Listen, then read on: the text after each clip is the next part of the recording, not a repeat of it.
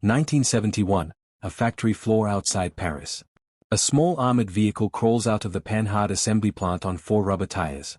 It looks painfully ordinary. 6 tons of flat steel panels, thin armor barely thicker than a pencil, and a tiny 90 horsepower engine that sounds more suited to a delivery truck than a battlefield machine. No cannon. No missiles. No advanced targeting systems. To most NATO officers, it looked like a budget compromise built for countries too poor to buy real armored vehicles. In a way, they were right. The vehicle was cheap. It was lightly armored.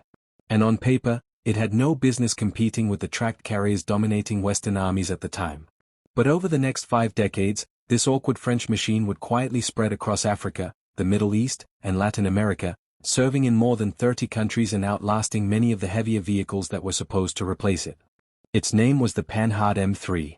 And it became one of the most successful armored personnel carriers France ever exported, despite the French army refusing to use it themselves. To understand why the M3 mattered, you have to look at the world it was built for. By the late 1960s, the Cold War arms market was changing fast. Former colonies across Africa and the Middle East were becoming independent states almost overnight. These new governments needed armored vehicles, troop carriers, reconnaissance platforms, entire mechanized forces. But they didn't have the infrastructure for complex Western equipment. France already had a foothold.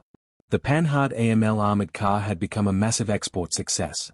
More than 40 nations operated it, and mechanics from Chad to Saudi Arabia already knew how to repair its simple air-cooled engine in brutal desert conditions. What those armies lacked was protected transport for infantry. Their soldiers still rode into combat in unarmored trucks.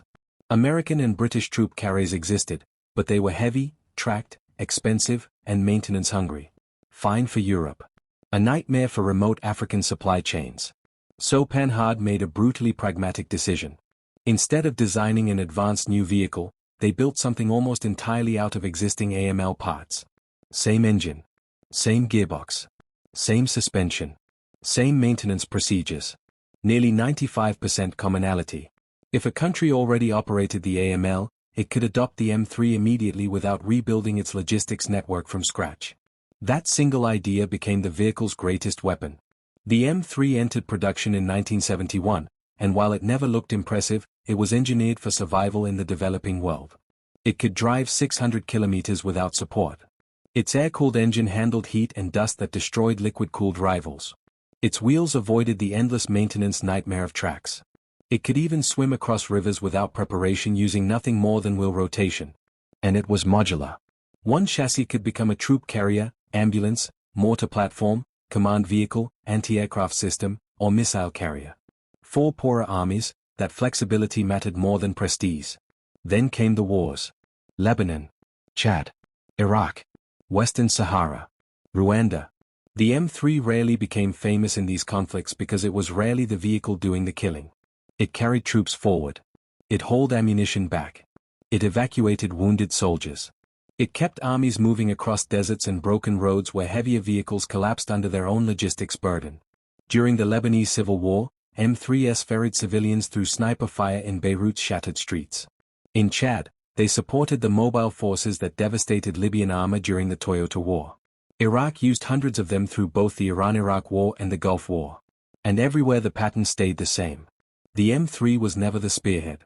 It was the machine behind the machine that mattered. On paper, rivals like the American M113 or Soviet BTR-60 looked vastly superior. Better armor. Bigger engines. More firepower. But in the real world, those advantages came with fuel demands, spare parts, maintenance crews, and transport requirements many poorer nations simply couldn't sustain.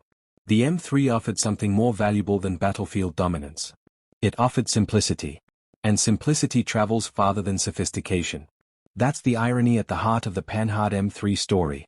France rejected it for its own army in favor of the far more advanced VAB. Yet the export-only vehicle went on to equip more countries than the French army's chosen replacement ever did. Because the M3 was never designed to win conventional wars against NATO or the Soviet Union. It was designed for the wars most countries actually fought. Long distances. Limited budgets. Harsh terrain. Minimal infrastructure. And in those conditions, logistics beat specifications every single time.